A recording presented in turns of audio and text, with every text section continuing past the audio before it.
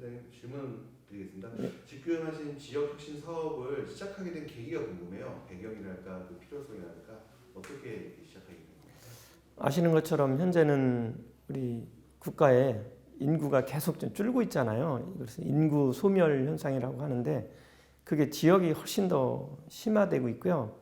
거기에다 플러스해서 이 지역에 있는 젊은이들이 수도권으로 진출이 많다 보니까 지역은 더욱 그 인구 감소가 심화되고 있는 그런 상황이에요. 그래서 이거를 좀 국가에서 타결을 해보자 해서 지역 간의 불균형, 특히 수도권과의 불균형도 해소하고 지역에 좀 정주할 수 있는 그런 여건을 만들면 국가가 균형 발전이 되지 않겠냐 이런 생각을 하게 돼서 국가가 이제 추진을 한 거고요. 이를 위해서 그 중심이 대학의 교육을 혁신을 하고 거기서 교육받은 학생들이 그 지역에 머물 수 있도록 그 지역의 전략산업하고 연계된 그런 혁신산업을 하면 우리가 좀 원하는 지역 불균형, 지역의 인구 감소를 좀 줄일 수 없을까 이런 생각에서 본 사업을 추진한 거고요. 저희가 이제 저희 지자체도 거기에 동참해서 함께 사업을 하게 된 거죠. 그럼 선생님 그 지역 혁신 사업에 참여하고 있는 지자체는 총 몇 곳이 정도 되고 각 지역마다 어떻게 차별화를 꾀하고 있는지도 궁금하거든요. 어떤가요? 현재 저희가 하고 있는 산업이 전국의 센터에 6개가 있어요. 6개가 있는데 지자체별로 우리 충북처럼 하나 지자체가 참여하는 걸 단일형이라고 해요. 그래서 11개 지자체가 지금 참여를 하고 있고 센터는 6개가 있습니다. 그러니까 단일형으로 2개가 있고 나머지는 4개는 복합형으로 되어 있는데 예를 들면 광주, 전남, 울산, 경남, 대전, 세종, 충남 그리고 강원, 충북 이렇게 해서 6개 지역센터가 선정되어 있고요. 지자체로는 11개 지자체가 참여를 하고 있어요. 각 지역마다 이제 특징이 서로 다른데 그 특징을 자림하게 된 배경은 그 지역의 산업들, 주력 산업들이 있거든요. 우리 충북부터 말씀드리면 충북은 오래전부터 바이오 헬스 산업의 중심지로 부각을 하고 있어서 우리 충북은 바이오 헬스 산업, 울산, 경남의 경우는 스마트 엔지니어링, 그리고 전남, 광주는 에너지 신산업, 그리고 대전, 세종, 충남의 경우는 모빌리티, 소부장 산업, 뭐 이렇게 그 지역에 특화된 산업들을 중심으로 해서 교육이 그 신산업 또는 그 지역의 혁신산업과 연계되도록 그렇게 해서 특화를 시켜서 본 사업들을 추진하고 있습니다. 그렇다면 지역마다 이렇게 특화된 산업이 그에 맞는 인재 육성을 주력해야 될 이유는 뭐라고 보십니까?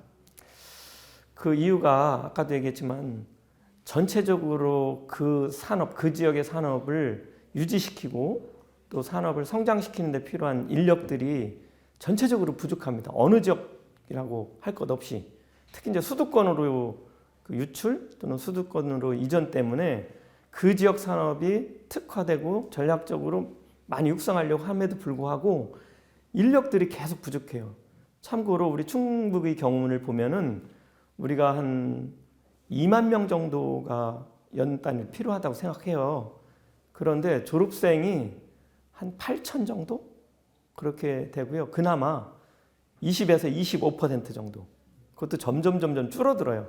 전부 다 이제 수도권 또는 타 지역으로 유출이 되기 때문에 그 지역 산업에 필요한 인력마저도 육성이 제대로 되어 있지 않고 그 다음에 공급이 되지 않기 때문에 그거를 이제 해결하기 위해서 본사업 같은 것들을 통해서 그 격을 좀 줄이려고 하는 노력을 하는 거죠. 그렇다면 청년들이 이 지역에 남더라도 이게 미래에 대한 보장의 기회가 충분하다는 걸 느끼려고 한다면 그 어떤 부분이나 노력들이 마련해야 될까요? 어떤 것들이 필요할까요? 참 중요한 질문인데요. 저희들이 그렇게 많은 노력을 하고 필요한 인력 공급을 하기 위해서 교육도 하고 또 여러 가지 다른 정주 여건들을 좀 조성하려고 많은 노력을 해요.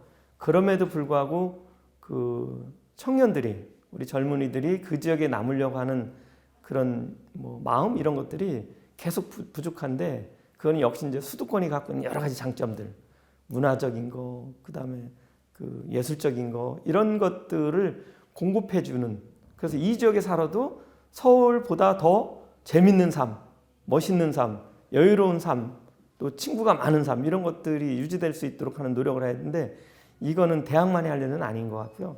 지자체 또 심지어는 정부에서도 그런 것들을 지속적으로 유지시켜주고 정주 여건을 이렇게 강화시켜줘야 되는 그런 그 숙제 그런 것들을 해주셔야 될 것 같습니다. 청년들이 그 지역에서 정주하면서 그 지역에서 자라고 교육받고 그리고 그 지역에서 잡을 잡고 직장생활을 하면서 결혼도 하고 또 2세도 또 만들어서 우리 인구 소멸을 없애도록 하는 노력을 해야 될 텐데 그러기에는 지역이 문화적, 예술적, 뭐 체육적 그 정조건들이 사실은 청년들이 만족할 만한 수준은 아니거든요. 그러니까 자꾸 이제 수도권으로 가는 거라서 저희들이 그냥 단순한 애양심 이런 것만 가지고는 잡아둘 수가 없어요. 그래서 국가적으로도 그렇고 지역에서도 대학만이 숙제는 아닌 것 같고요. 정말 청년들이 그 지역에서 이 직업을 잡고 여기서 결혼하고 여기서 오랫동안 살 수 있는 그런 정주여건 개선 이거는 전체적으로 우리 사업 주체인 대학뿐만 아니라 지자체, 국가가 함께 해야 될 우리들의 숙제라고 생각합니다. 지자체, 대학 여러 가지 국가적으로 힘을 내야 되는 이유가 뭐라고 생각하세요? 예, 방금 전에 말씀드린 거하고 유사한 그 질문인데요. 청년들이 사실은 그 지역에서 와서 공부해서 직업을 잡고 생활하는데 필요한 여러 가지 요건들이 있어요. 뭐 직장의 건전성도 유지가 돼야 되는 거. 이거는 기업들이 해줘야 될 숙제고요. 또 지자체 같은 데서는 우리 제일 중요한 게 거주에 대한 여건 같은 걸 공급을 해줘야 되잖아요. 뭐 주택을 싸게 공급해 준다든지 아니면은 우리 청년들이 이제 막 사회 나가서 여러 가지 준비할 그 비용들이 많이 있을 거예요. 또 자녀 교육도 그럴 거죠. 그런 것들이 청년들이 머물 수 있게 모든 여건들을 만들어주는 거예요. 주택 문제, 2세 교육 문제가 아마 제일 중요할 건데 그것들은 뭐 어느 한 단체에서 할 수 있는 게 아닐 거예요. 기업은 기업대로 할 일이 있을 거고 학교는 학교대로 또 해줘야 될 일이 있을 거고요. 지방자치대는 지방자치대들이 지금 우리가 쭉 나열한 이런 것들을 좀 꼼꼼히 챙겨가지고 청년들이 수도권으로 가지 않아도 행복한 삶, 행복한 변화 이런 그 생활을 할 수 있도록 하는 그런 우리 모두의 노력이 필요하다 그렇게 생각하는 거죠.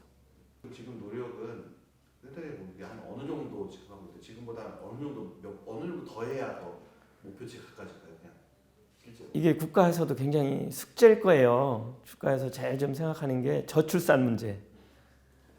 저출산 문제를 해결할 수 있는 방법이 굉장히 어려운데 일단은 약간은 그 캠페인 같은 것부터 필요하다고 하더라고요.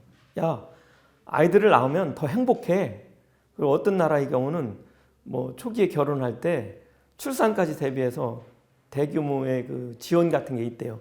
정확한 액수는 모르겠지만 예를 들면 결혼하게 되면 한 1억 준답니다. 그리고 애를 낳으면은 이자를 감면하고 둘째를 낳으면은 한 50%를 그 빚을 탕감해주고 세 번째 낳으면은 거의 그냥 전액을 국가가 대신해서 갚아주는 이런 제도와 같은 유사한 그런 제도들도 하고 있다고 그러더라고요. 그런 것들을 우리가 잘 계획을 세워서 학생들이 여기서 공부하고 나서 이 지역에 남았을 때 영원히 살 수 있는 그런 것들을 만드는 일, 그런 것들이 이제 제일 중요한 일이라고 생각하는 거죠. 생각하실 때 현재 어떤 단계까지가 와 있는지 좀 궁금해요. 초창기인지 아니면 어느 중간쯤 왔는지 지금 거의 완료 단계인지 어느 정도까지?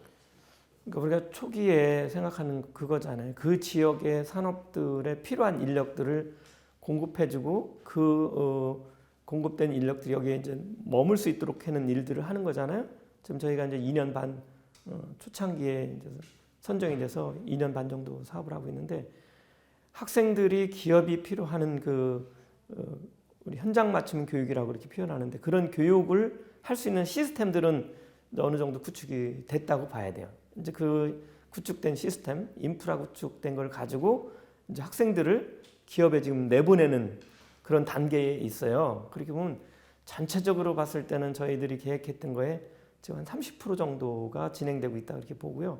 올해 내년 정도 들어가면 이제 시스템 어느 정도 구축이 되고 거기서 자란 학생들이 이제 기업에 이제 갈 거 아니에요. 그럼 기업에서 정말 오랫동안 근무할 수 있는 유지 취업이 가능한지 정도가 어느 정도 이제 나타날 거고 거기서 문제점이 생기면 그것들을 좀 우리가 해결할 수 있는 것들을 찾아 나가고 그러면 이 사업이 5년 정도 기간 동안 할 건데 5년 가지고도 상당히 부족합니다. 왜냐하면 교육 사업이라는 게 뭐 장기적인 사업이잖아요. 출발이 교육으로부터 하는 거기 때문에 5년 끝나도 저희들이 생각하는 거에 50% 조금 넘고 그 다음 후속 조치로 이제 다음에 취업한 학생들이 어느 정도 변화를 갖고 있고 또 기업들은 어느 정도 만족을 할 수 있고 또 그 기업에 취업한 학생들이 어느 정도 성인이 돼서 정말 여기에 정주를 어떻게 하고 있고 그 만족도가 어떻게 나오는가를 꾸준히 팔로우를 해야지 될 것 같아요.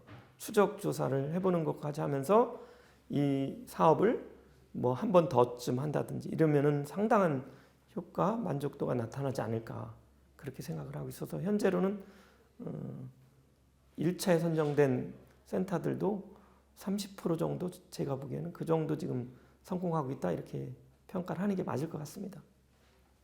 그러면 현재 어느 정도의 지금 사업의 성과들이 보이고 있는지 조금 궁금합니다. 주목해야 될 성과라든지 의미 있는 성과라든지 어떤 것들이 있을까요?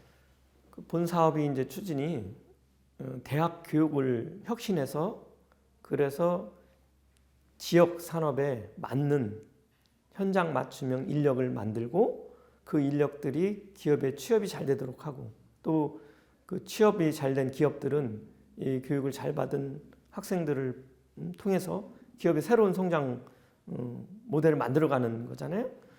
그렇게 봤을 때 우리가 공유대학이라는 교육 프로그램을 신설해서 하고 있어요.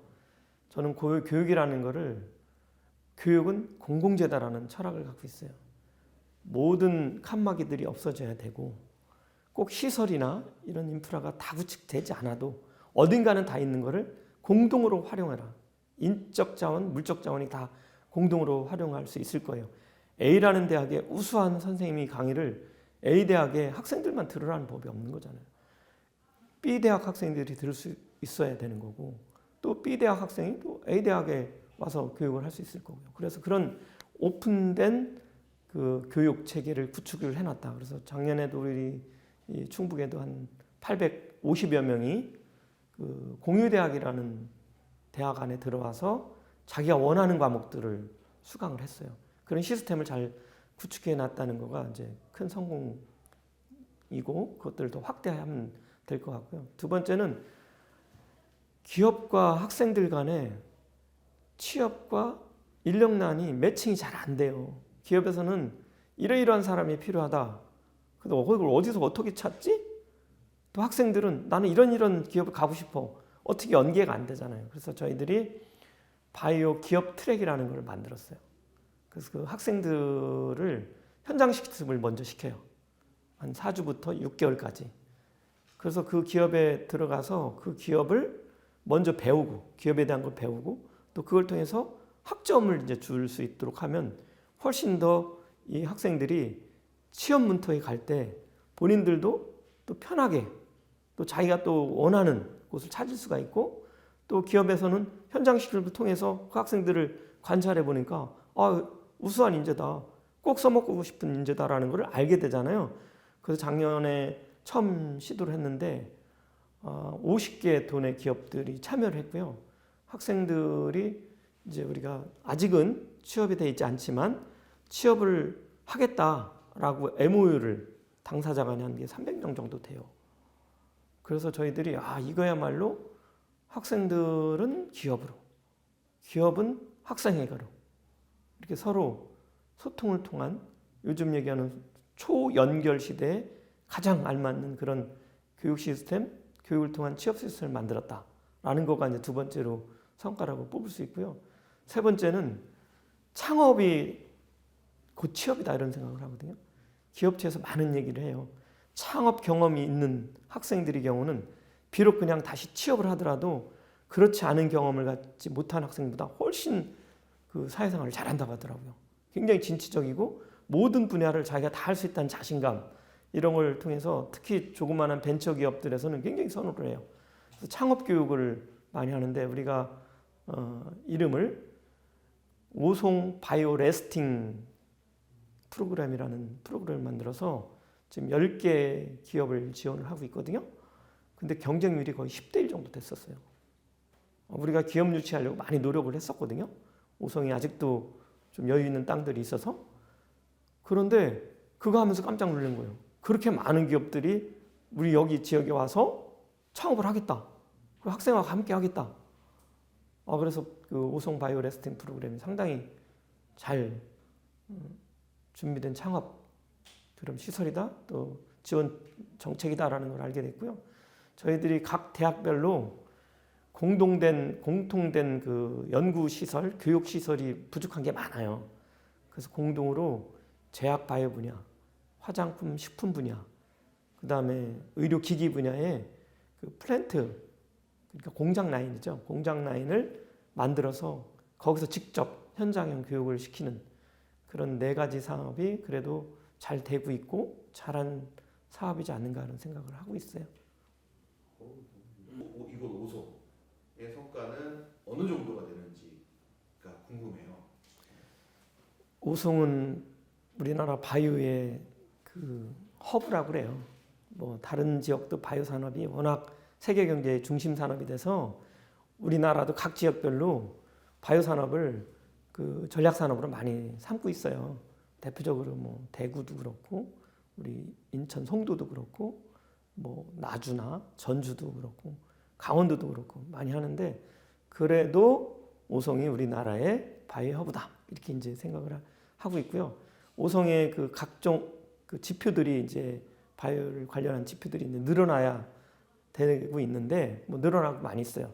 대표적으로 수치를 정확히는 제가 제시는 못하지만 매출액 그리고 이쪽 분야의 종사자 수, 그 다음에 투자 액수 이런 것들이 평균 지금 15% 내로 상승을 하고 있고요. 우리 본 사업으로 안에서만 봐도 뭐 예를 들면 논문수 같은 게 100여 표 정도, 기술 이전 건수가 한 30건 정도 되는 걸로 알고 있고요. 그 다음에 우리가 창업하는 것도 아까 10개 플러스해서 학생 창업 이런 거를 다 합치면 한 25개 정도 이렇게 늘어나고 있거든요. 그런 지표들이 이제 다 각종 그 사업들을 통해서 이게 늘어나는 거고 오늘 뉴스에도 났는데 우리 오송 2단지에 1,000억 규모의 투자를 한 회사 X 회사라는 회사가 MOU를 체결했더라고요. 지사님, 시장님 뭐 이렇게 해가지고 그런 뜻이 많은 기업들이 이쪽으로 오고 있고요. 그래서 필요한 이제 인력들이 계속 더 늘어날 거거든요. 그럼 우리 취업문이 더 많이 늘어나고 있고 우리 학생들이 취업할 수 있는 기회가 점점 늘어나는 그런 그 수치적인 성공을 우리 지금 이 본 사업을 통해서 달성을 하고 있다 이렇게 보시면 되는데 전체적으로 저희들이 한 1,000여 명 1년에 이렇게 인력 공급을 더 확대하려고 생각을 하고 있었던 거고요. 각종 산업 지표를 한 10% 이상은 늘어나도록 하는 게 저희들 궁극적인 목표였었어요. 그럼 무난히 달성을 하고 있다 이렇게 말씀드릴 수 있겠습니다. 그러면 선생님 조금 더 그러면 규모가 이제 정확히 아니면 대략이라도 큰 틀에서 어떤 지표들이 있는지가 좀 궁금하거든요. 예. 아까 말씀드린 것처럼 오송은 우리나라 바이오의 허브 지역이다 이렇게 말씀드렸고요. 대체적으로 우리 지역에서 1년 순매출 규모가 한 2조 정도가 돼요. 그 중에서 수출액이 한 1조 5천억 정도 되고 각종 투자 액수가 계속 늘어나고 있는데 작년 기준으로 한 5천억 정도 이렇게 되고 있는 상황이고요. 저희들이 인력 공급망에서 한 8천여 명 정도가 이 지역에서 종사를 하고 있기 때문에 아마 뭐 세계적인 우리 세계 3대 바이오 클러스터를 목표로 하거든요.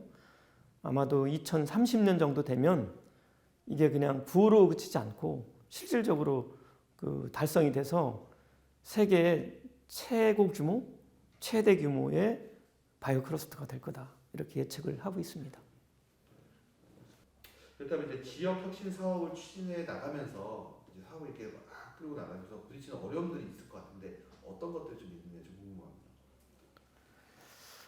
어려움이 뭐 모든 사업이 다 어려움이 다 있죠. 다 있는데 일단은 이 사업에 대한 그 인지도, 그러니까 홍보가 좀 덜 되고 있는 것 같아요. 이 사업이 교육부에서 주관하는 대규모 사업 중에서 이보다 큰 사업이 없다고 하더라고요.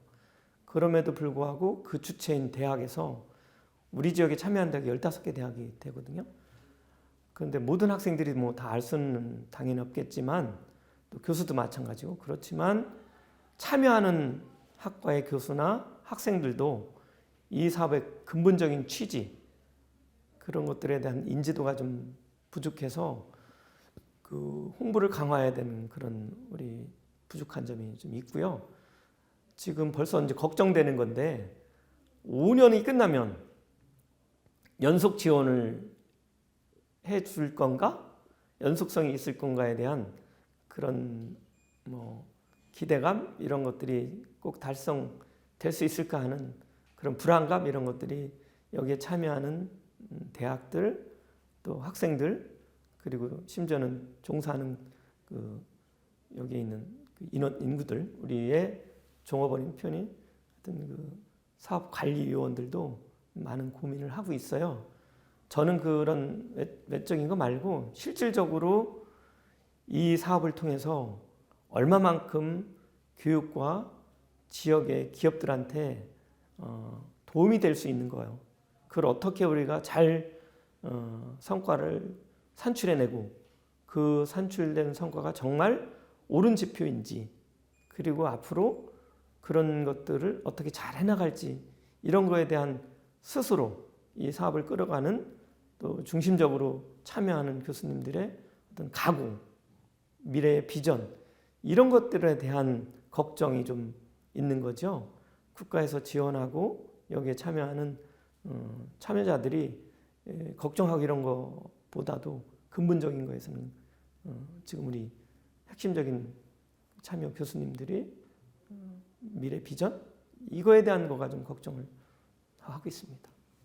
지역 혁신 사업의 이런 지금 그래서 나오는 이런 사업인데 이런 지역 혁신 사업의 가능성, 거는 기대가 있다면 어떤 말씀을 해주시면 궁금합니다. 저희가 기대하는 거는 그거죠. 우리 이 사업에 목표가 있었잖아요.